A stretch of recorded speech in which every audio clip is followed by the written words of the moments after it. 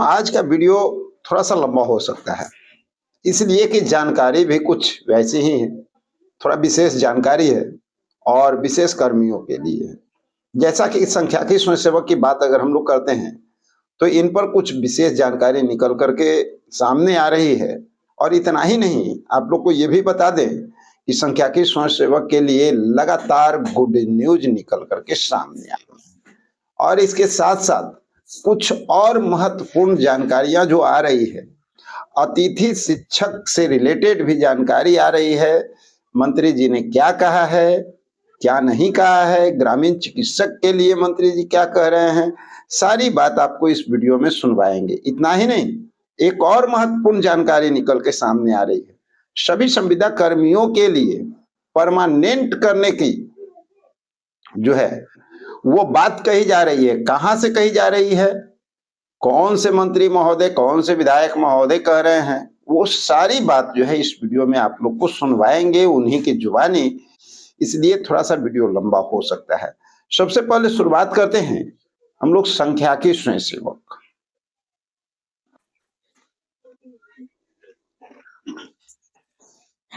तो संख्याकी स्वयंसेवक की अगर बात करते हैं तो आप लोग को बता दें कि संख्याकी स्वयंसेवक से रिलेटेड जो जानकारी निकल करके सामने आ रही है, काफी महत्वपूर्ण जानकारी है।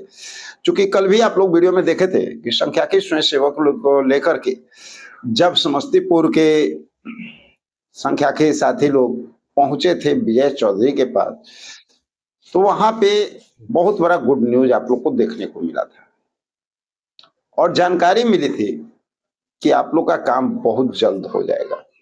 और इसी कड़ी में एक और महत्वपूर्ण न्यूज निकल करके सामने आ रही है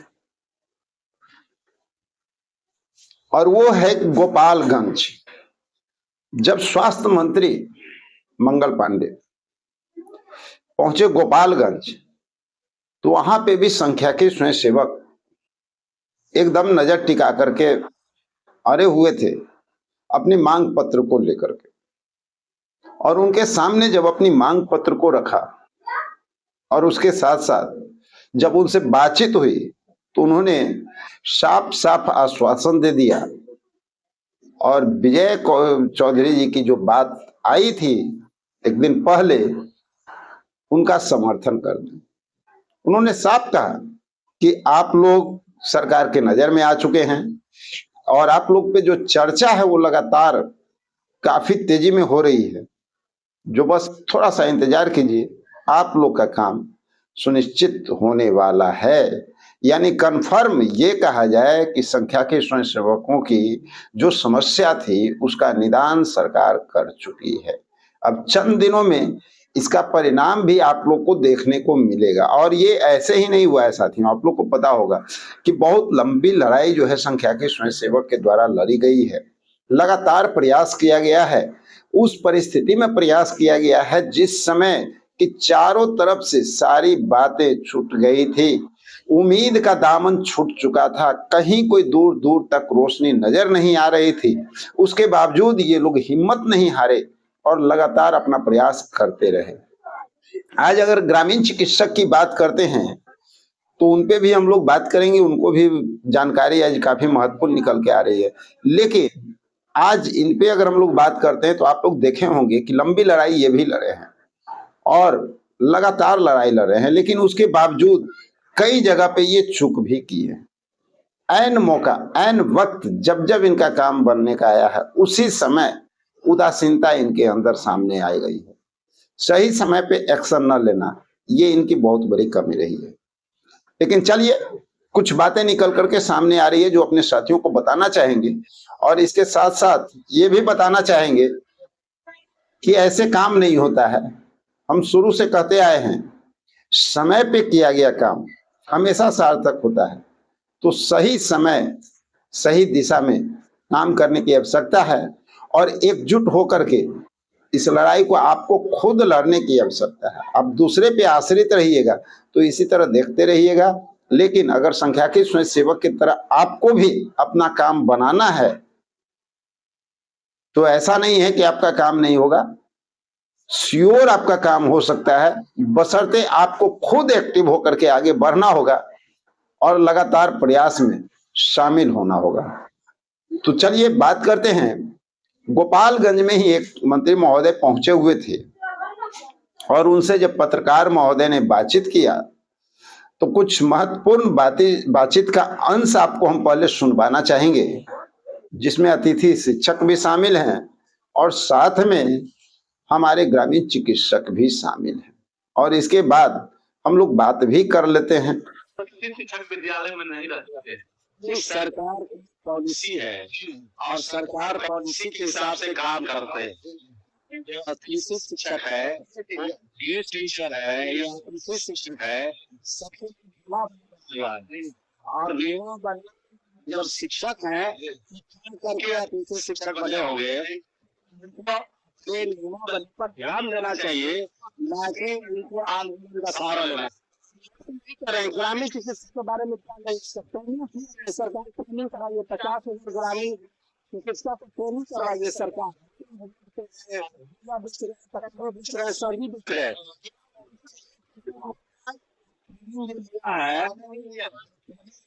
बेचेगा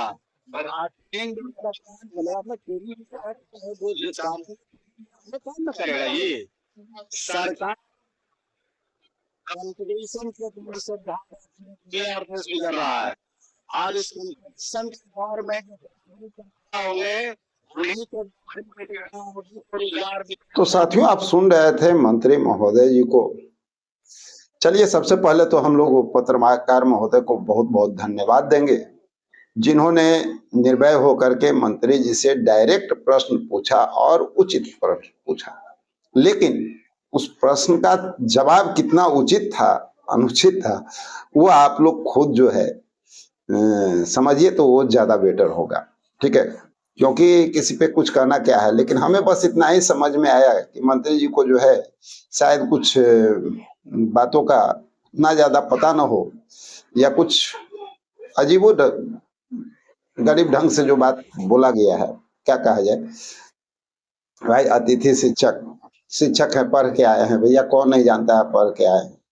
आप इनका काम कब कर रहे हैं सो बताइए।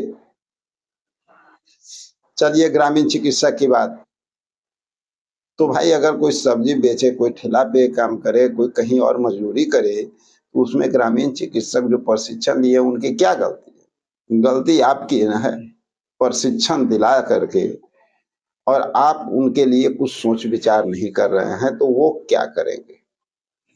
और कहते हैं कि भाई जब प्रशिक्षण ले ही लिए हैं तो जिस काम के लिए प्रशिक्षण लिए हैं उसमें लगातार प्रयास करें। ये बात जो है उनका बहुत सराहनीय है, और अपने साथियों से कहेंगे, जितने भी ग्रामीण चिकित्सक साथी हैं, कि भाई मंत्री महोदय से भी कुछ सीखिए।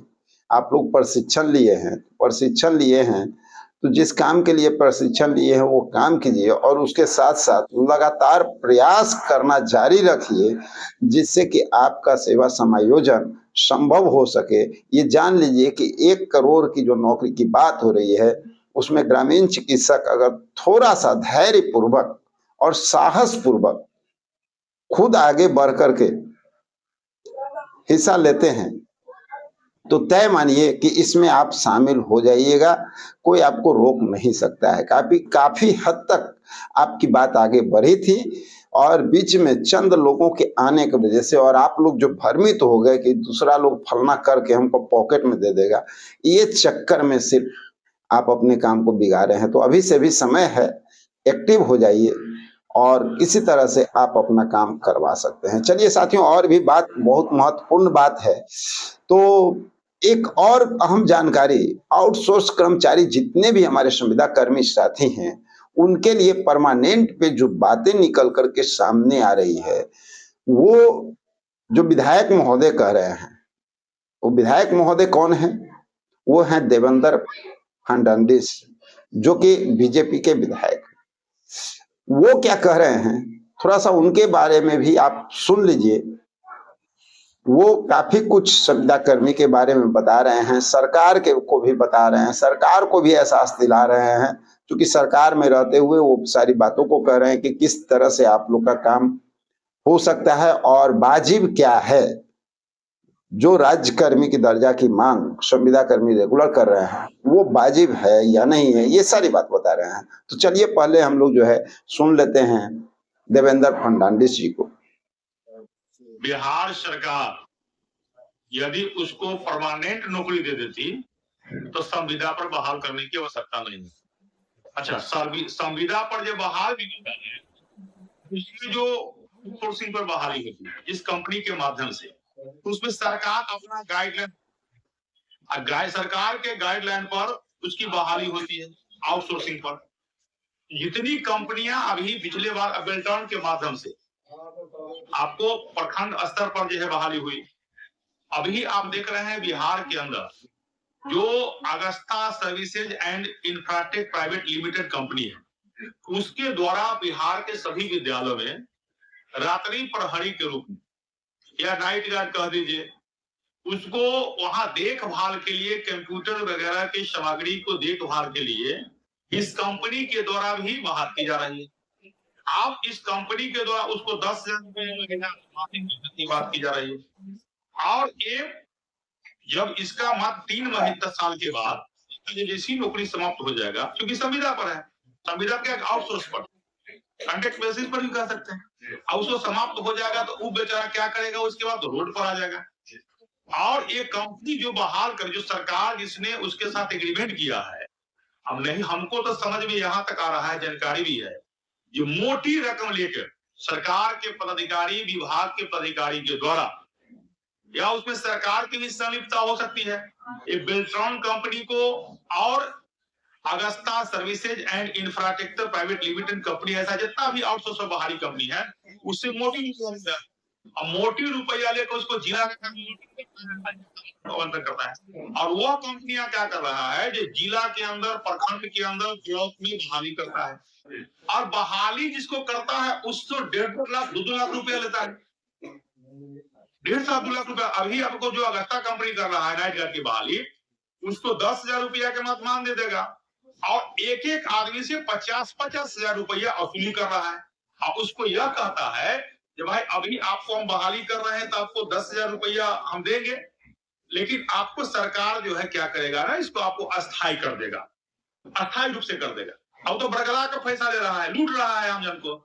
आप 3 साल के बाद ऐसी सरकार के साथ इसका एग्रीमेंट इस कंपनी के समाप्त हो जाएगी, तो जो हम काम करते हैं तो गर्दनी बाग में आकर धरना देंगे, क्योंकि धरना इसलिए देंगे जो वो बेचारा वो रुपया, कंपनी के लोगों ने लाखों रुपया उसे शोषण किया, चाहे अगस्ता कंपनी हो या जो भी कंपनी हो, क्या बेल्ट्रॉन कंपनी हो, लाखों रुपया शोषण किया, और यह उसको आश्वासन किया कि आपको सरकार अस्थायी कर देगी, क्या या आपको सरकार उसको और समय के लिए बढ़ोतरी कर देगी।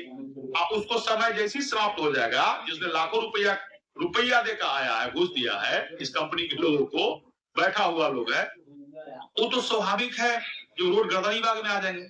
इस सरकार का सारा सिस्टम गलत है। अब नहीं जाने बिहार के मुख्यमंत्री संविदा पर जो लोग भी काम कर रहे हैं, आप हम तो प्रत्येक हाई स्कूल में हम लोगों ने नाइट गार्ड का बहाली किया प्रबंध समिति के माध्यम से, हमारे 5,000 रुपया उसको दे रहे हैं बेचारे को। क्या तो सरकार ऐसा क्यों ना पॉलिसी अपनाता है जिसको 5,000 रुपया देकर आप अस्थायी से काम कराते हैं, उसी को 10,000 और देकर उसको 15,000 रुपया वेतन दे दीजिए, आप उसी से आप काम करवाइए, या आउटसोर्सिंग पर बहाली करने की आवश्यकता नहीं रह जाएगी आपको, या बेल्ट्रॉन अगस्ता कंपनी के माध्यम से आम जनता के लुटवाने की आवश्यकता नहीं रह जाएगा। उसी को आप 5,000 के जगह पर 10,000 और दे दीजिए, 15,000 कर दीजिए। क्या पंचायत में आप देख सकते हैं, न्याय सचिव है आपको, आप उसको आप 6,000 रुपया वेतन दे रहे हैं, क्या तो वो बेचारा 6,000 रुपया नहीं बढ़ेगा? न्याय सचिव है से जो सांख्यिकी जिसको आपने समाप्त कर दिया, बहाली रद्द कर दिया उसको, तो ऐसा बेरोजगार जो पड़ा हुआ है, जवानी भर आप खटाइएगा, आज जैसी उसको नौकरी पाने का समय हो जाएगा, 24 वर्ष 25 वर्ष जब बीत जाएगा, उसका सब उम्र बीत जाएगा, तो उसको रोड पर खड़ा कर दीजिएगा। अब उसका स्थिति है, बेचारा मजदूरी भी नहीं कर सकता है, क्योंकि आपने टाई बेल्ट लगा कर उसको 3 साल के लिए ऑफिस में बैठा दिया, आप फिर उसको 3 साल के बाद रोड पर ला दिया। तो बिहार सरकार भविष्य के साथ खिलवाड़ी करती है। हम तो यह कह रहे हैं ना, ये आउटसोर्सिंग पर जो बहाली है, उस प्रकार के बहाली में पूरी की पूरी भ्रष्टाचार है। आप तो साथियों, आप सुन रहे थे देवेंद्र फडणवीस जी को, इन्होंने बिल्कुल सत्य बात कहा है। रात्रि प्रहरी को लेकर के भी आवाज उठाए, और इसके साथ साथ हमारे और भी जो संविदा कर्मी हैं, चाहे वो न्याय सचिव हों, सब पे चर्चा करते हुए ये नजर आए और यहाँ पे साफ शब्दों में वो जो है परमानेंट की सिफारिश कर रहे हैं कि वो जो संविदा पे जो लोगों को शोषण किया जा रहा है ये कहीं ना कहीं गलत है और सरकार को जो है इन सारी बातों से अवगत होना चाहिए और जो वो संविदा पे आधारित जो कंपनी के द्वारा जिन लोगों को वैकेंसी किया जाता है वो किस तरह से शोषित होते हैं, ये सारी बात को वो बता रहे हैं। और जब उनको हटा दिया जाता है तो उनकी मजबूरी और विवशता हो जाती है कि वो आंदोलन करें।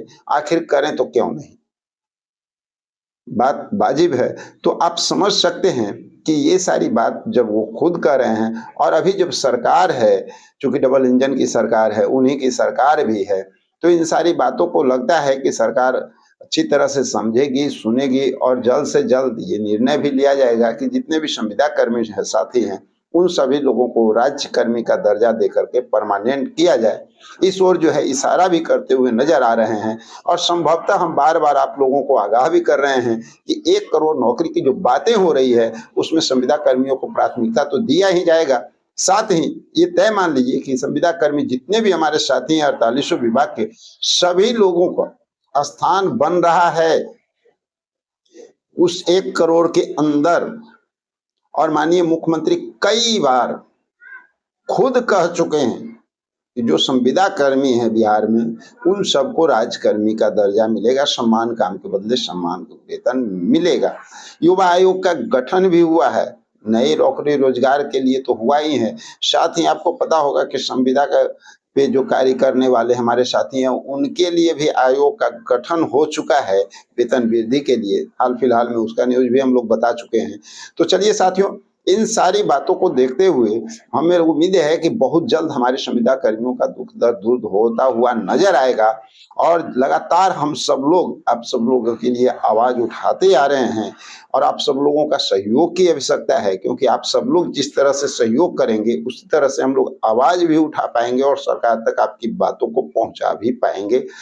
तो चलिए मिलते हैं कुछ और बेहतरीन जानकारी के साथ अगले वीडियो में। जब तक के लिए जय हिंद।